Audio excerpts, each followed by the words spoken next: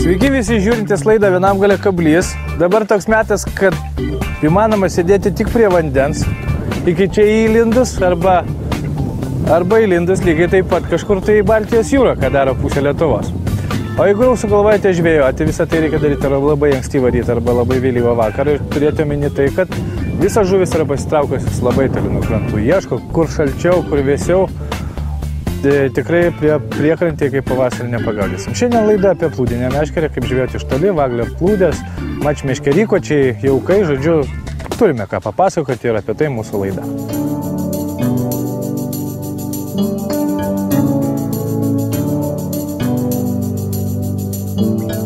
Kalbėsime šiandien apie jaukus. Jeigu jau galvojame gaudyti baltą žuvį didelę, nežinau, kokia didžiai bus.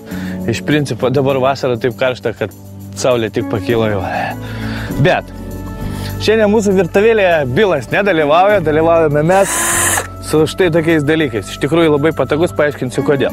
Na, o dabar bandome mandielio jaukus. Iš tikrųjų šiemet mes ne kartą su jais žvejojame ir esame žiauriai patenkinti jais. Visų pirma, tai, kad jie gaminami ten, kur gaminamas sensasas. Visų antra, kad jie tikrai nėra brangus ir gali bet koks žvejys juos nusipirkti. Ir šiandien pabandysime iš jų padaryti miksą tokį, kad žuvis turėtų eiti iš proto. Išbandytas ravėjas stojančiame vandenyje karpių žuklėje visur davė savo puikius rezultatus. Kaina parduotuvėje berods 6 litai. Kaip už tokį jauką, tai tikrai super. Ir naudojame, kaip matėte, viską pasirinkome karšiam, geltonos daugiau spalvos. Kodėl? Todėl, kad žvejant didelę žuvį, ant dugno reikia padaryti didelę baltą dėmę. Porą pakelių geltoną, porą mėlyną. Geltonas, kaip matėte, yra bazinis, mėlynas jau yra su kvapais, karamelinis.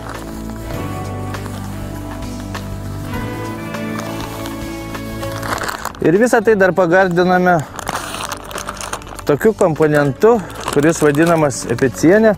Daugelį žino, tai yra saldus biskvitai. Taip pat pasirinkome geltoną spalvą ir būtent saldus biskvitas pritraukia visą neplėšį žuvį, karpinių šeimos žuvį. Nes iš principo ir karpiai, ir karšiai žuvis, kurios labai mėgsta saldžiai ir kuo daugiau saldumos, tuo tikrai nepamaišys.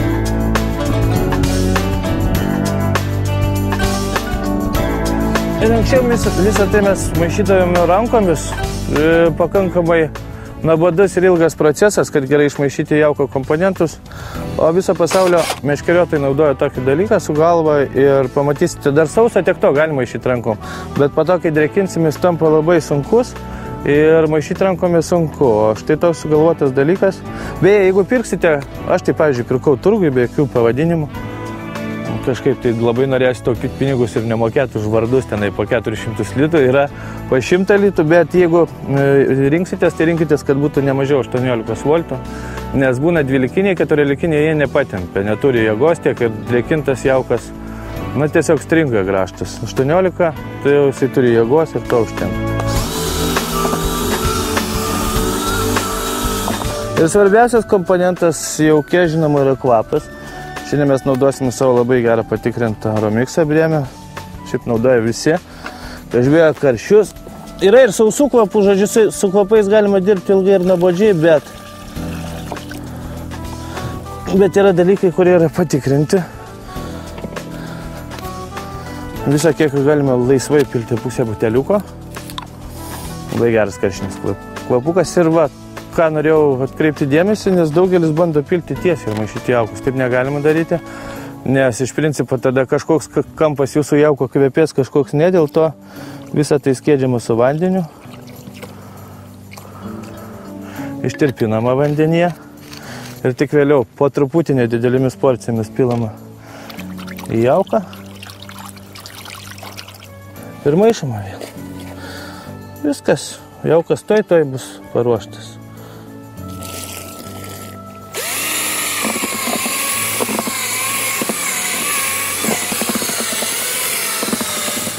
Ir jauko finalinis akcentas, žinoma, jo pratrinimas per sietą. Visą jauką pratrinam ir iš tikrųjų aš galiu drąsiai pasakyti, kad tai yra privaloma.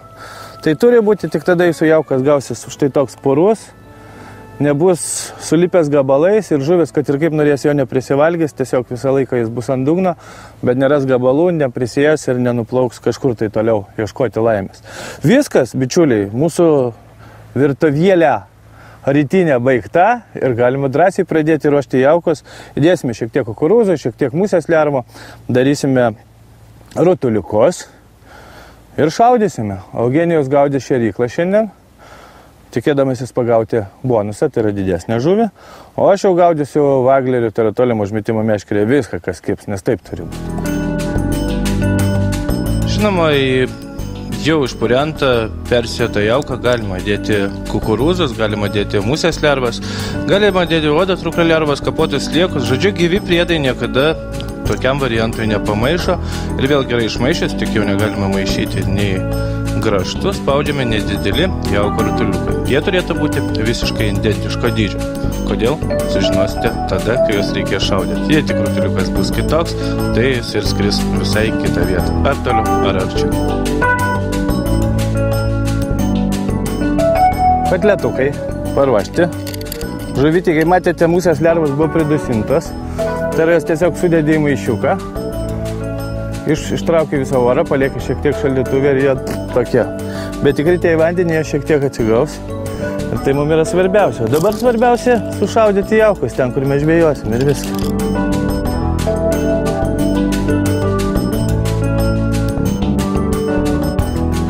Jaukus sušaudyti tiksliai nėra lengvas darbas ir iš tikrųjų daugelis meškeriotojų treniruojasi pakankamai daug. Žinoma, šaudydami ne jauką, gali tai būti drekintas molis, kažkur tai maišytas su žeme. Žiemą galima, jeigu yra atlydys, mokytis šaudyti būtent sniego gniūžtėmis. Masalų, kaip matote, turime daug, šiandien ir kukurūzų, ir musės lervas, ir sliekai, nes nekartą esu minėjęs, kad masalų reikia turėti daug. Niekada nežinai, kas tą dieną bus skaniausiai žuvį. Kągi, pirmasis metimas, valo praskandinimas, apie tai vėl šiek tiek vėliau, ir pirmojo kibimo laukimas. Kaip matėte, sušaudžiau apie iš karto 60% paruošto jauką. Na, Eugenijus šiandien su mumis atvykęs tikisi pagauti bonusą. Tiksliau jo ir yra idėja pagauti didelę žuvį.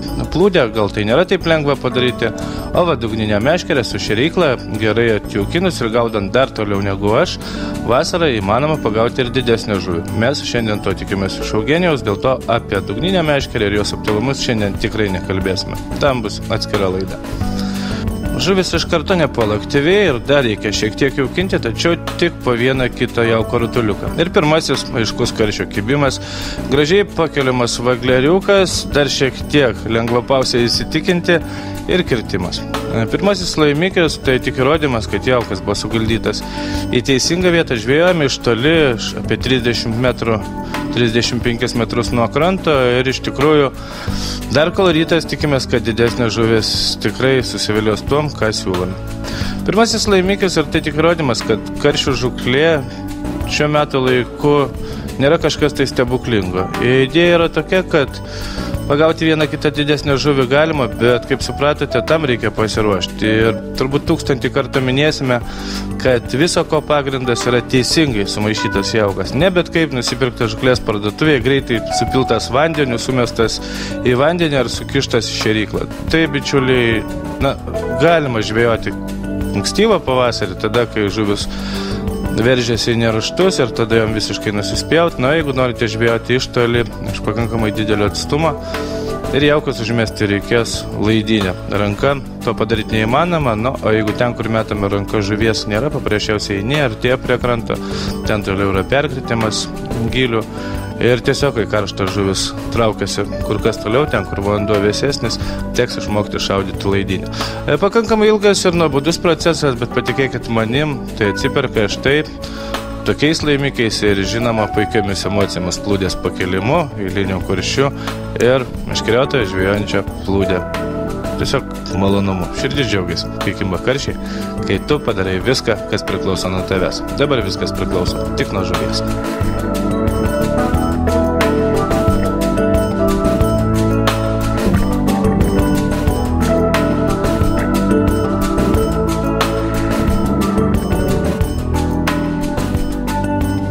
Pradžiai tai yra svarbiausia, jau kai suveikia, kaip matėte, atšaudyti reikėjo iš tikrųjų sąžiningai ir daug.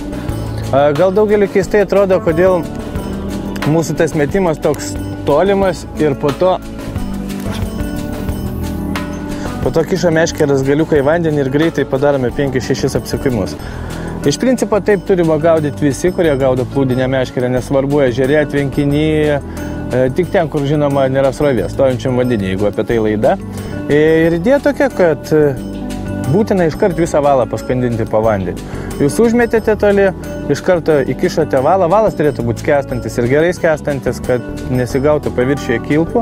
Įkišote greitai, kaip matėte, prasukote, visas valas nuskendo ir tada jums nusispjauti. Bangos, nusispjauti, kad nėra kilpas, nes būtų kilpa, pradėtų plūdė visiškai nešti į vieną pusę, į kitą pusę ir automatiškai jūs nežvėjotumėte ten, kur jaukinote. O jeigu pasidarėte gerus jaukus, sušaudėte laidinę, tai tokia ir idėja yra, kad reikia gaudyti tiksliai ten, kur jaukinti. Tai mes šiandien darome ir kaip matote, kol kas viskas tvarkoja, po truputį mes čionai ir gaudom žuvį.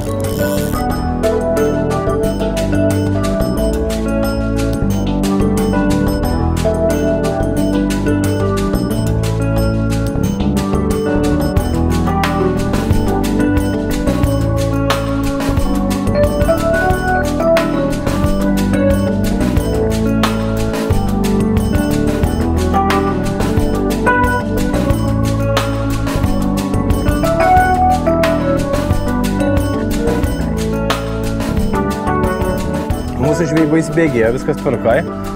Aš galvoju, kad labai ilgai šiandien čia nesėdėsime, nes patys suprantat, rytas leidžia pažvėti geras 3-4 valandas ir po to, kai pradeda jau čia virinti 35. Šiaip šiemet gera vasara, man patinka. Daugeliui gal ir per karštą, nes nors iš tikrųjų esame įsilgę, tokių pastoviai lietus. Tai va, tai dabar aš galvoju, reikia pailsėti ir pažiūrėsite, kaip mes kepam toliau po pertraukos. Antroji mūsų laidos dalis ir mes kalbame apie plūdinę meškerę ir žuvies žūklę iš toli. Vasarą logiška, kad žuvis traukiasi tolyn ir jaukinti jau reikia specialiomis laidinėmis. Taip, bičiuliai. Jeigu norite pagauti dabar žuvį, žinoma, yra variantų, vadinamieji feederiai, tai yra dugninės meškerės su šeriklėlėmis, jokių problemų. Ten galima gaudyti ir iš toli, bet jeigu jūs norite rankose turėti plūdinę meškerę, žvejoti smagiai, vis dėlto prireiks ir laidinių, ir gerų jaukų, ir tada jūsų žuklė taps malonumu. Šiandien mes kalbame apie tolimą užmetimą meškerę ir žuklę vagler tip plūdėmis, apie žuklės įrankius, apie plūdės, apie kabliukus ir valus. Šiandien dar pakalbėsime. Na, o mes tęsime savo bandymus. Kaip matėte, anksti ryte, pirmoje mūsų laidos dalyje, viskas buvo ir neblogai. Karščiai judėjo ir aktyviai jaukinant jų prisirinko tikrai nemažai mūsų žuklės vietą. Jaukas, žinoma, svarbus, kokybiškas, teisingai sumaišytas, drekintas, žodžiu. Žukliai plūdiniai meškeriai reikia skirti daug laiko. Žinoma, jeigu turite laiko tik taip lengvai užmesti plūdę ir pažiūrėti, kaip neria nedidelis ešeriukas, jokių problemų. Bet jeigu galvoti apie pastovę žuklę, ieškant didelės žuvies, laiko tikrai daug.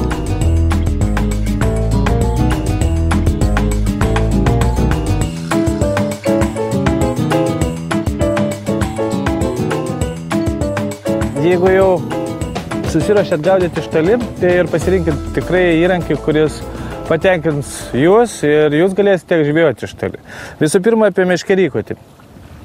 Jeigu žvejame iš toli ir pakankamai sunkiais vagleriais, vagler tipo plūdėmis, tai žiūrėkite, kad būtų metimas ant meškerykočių užrašytas ne mažiau 20 gramų. Būna tokių mač tipo meškerių, aišku, jos iš 3 dalių, daug turinčio žiedelių, labai gerai įslysta valas, kurios yra skirtos smulkesniai žuviai gaudyti. Jos būna iki 10, iki 15 gramų. Arba būna stambiai, pavyzdžiui, karpėm iki 40 gramų. Šiaip tokių nereikia, bet idealiausias variantas viduriukas tai būtų iki 20 gramų. Mes turim nuo 2 iki 20 gramų.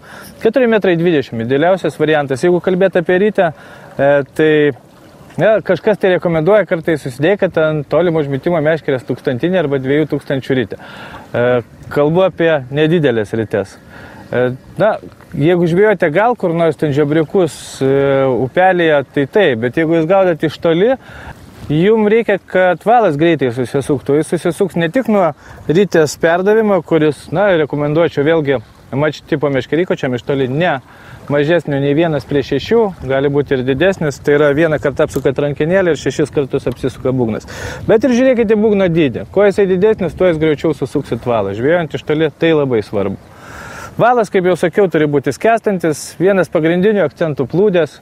Sunku gauti Lietuvoje plūdžių kokybiškų. Dažniausiai parduotuvės teko pačiam pervažiuoti plasmaskės, baisios, tragiškos plūdės. Vis dėlto, jeigu ieškoti, tai reikia ieškoti, kad plūdės korpusas būtų povo plunksna. Tada ji nebus plasmasinė, tada plūdė bus jauki, labai gražiai įsisvers, pati plovo plunksna amortizuos jums visus smūgius ir automatiškai bus labai jautri. Iš toli reikia, kad plūdė būtų jautri, nors iš toli žvejojant kibimai kur kas aiškesni ir konkretesni negu žvejojant prie pat. Atkreipkite dėmesį į pavadėlius. Vis dėlto mes naudojam fluorkarboną ir rekomenduojam visiems ir patys įvairiausi istoriai priklauso nuo gaudamo žuvies, nuo jos aktyvumo. Šiandien pradėjome storais pavadėliais, vėl reikia plonintis, žuvis priprato prie jauko, tapo atsargi.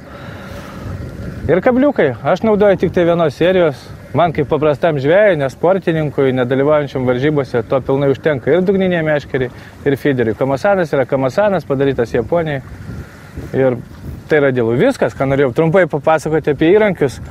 Ir tikrai atkreipkite dėmesį, nes su nekokybišku įrankiu tokie tolimi tikslus metimai į atšautą vietą, kur guli jūsų jaukas, neįmanomi. Aš iškart garantuoju, neįmanomi. Pagrindinio valo nenuploninkit, aš naudoju 20, 18, bet ne plonesnį, nes tikrai nereikia žvejant iš toli, žuvis to nesibaido, viską daro pavadėlis. Mes tęsime.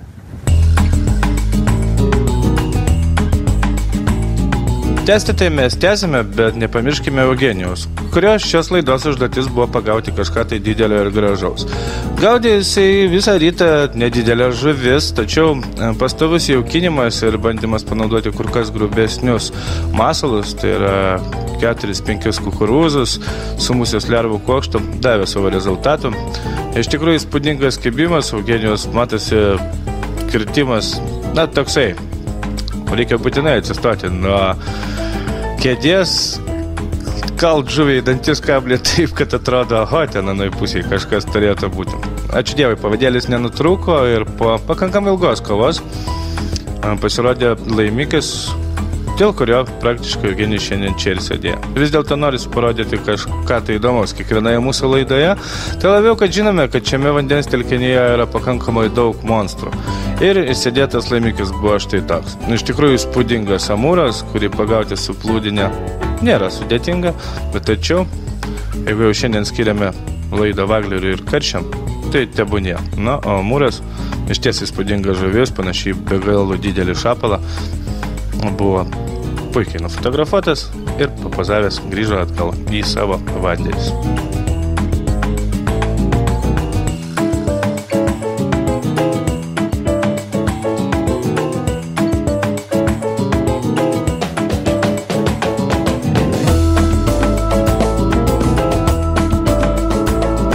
Nuo karščio žūklė ir teisingai suguldytas jaukas šiandien dirbo puikiai ir vienas po kito kibimai. Tai tik įrodė, kad žuvį gerai jaukinant gali pagauti daug, gražiai ir puikiai praleisti laiką. Nieko nėra smagiau gaudyti tolimų užmetimo meškerę, kai tavo visi valai plani, kai valas dūzgia vėjyje. Žvejai vadina tai pačia gražiausia muzika. Ir kovai su iš tikrųjų rimta žuvimi. Tai be galo smagu ir malonu.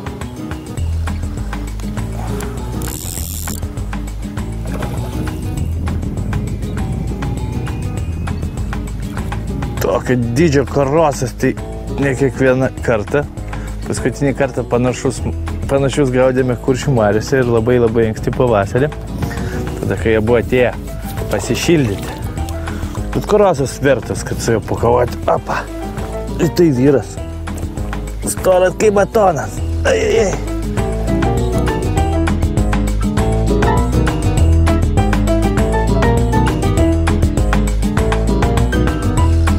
Aš galvoju, kad čia gražiai mes ir šiandien pabaigėme savo žūklę. Iš tikrųjų, turėjome puikų laiką ir dar kartą įsitikiname, kad vasarą, kai žuvis gyvena pakankamai toli nuo kranto, vienintelė išeitis gražiai pagaudyti. Aišku, yra paprastesnė Tai yra dugninė meškerė, feederis, bet jeigu norite žiūrėti toli neriančią plūdę, tai pasiruoškite taip, kaip mes rekomendavom ir net nebejoju, kad žinote begalę vandens telkinių, kurie nėra gilus, kur žuvis atsitraukusios, kur kažkur tai toli yra vandenžolės ir manau jūsų laimikiai bus lygiai tokie patys gražus. O dabar ekspertai.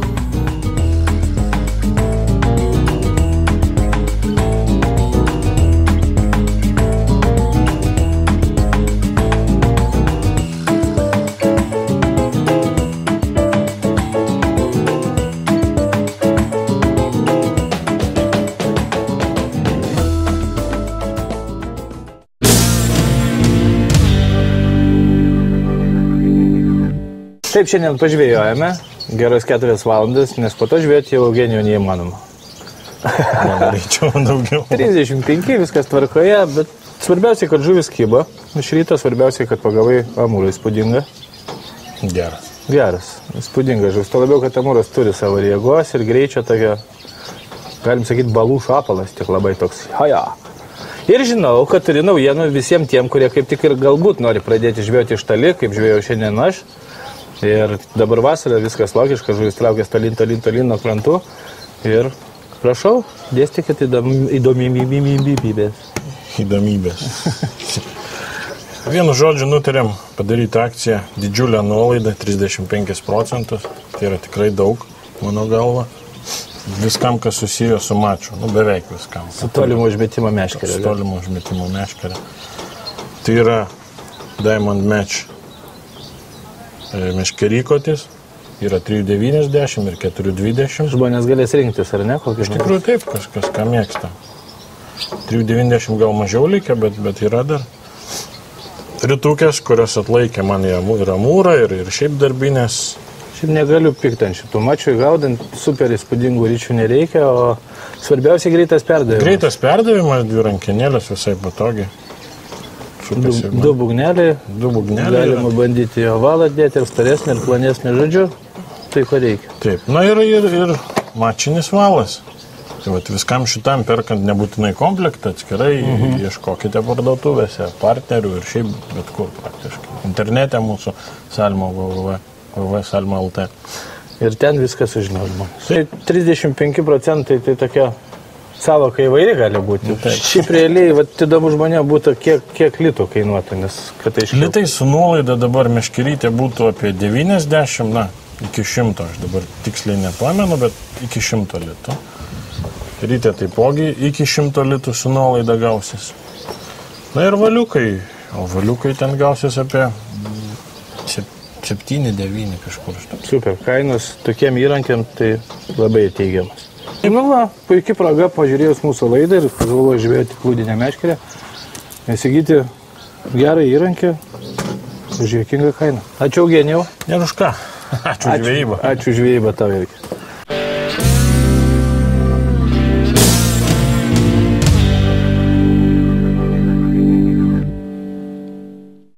Viskas, ką norėjom parodyti šiandien. Kaip supratote, galima žvejoti ir gražiai. Įdomiai rasti vietas, kur žuvies yra, jeigu jos atsitraukusios, bet kuriame jūsų prie kaimuose, sodybose esančių tvenkinių, bandykite mesti tolyn, bandykite jaukinti toli ir tikiu, kad be laimikių neliksite. Šiandien tokia mūsų laida, nei žvyno, nei degos ir susitiksim lygiai po savaitės, gal nebus taip karšta, gal.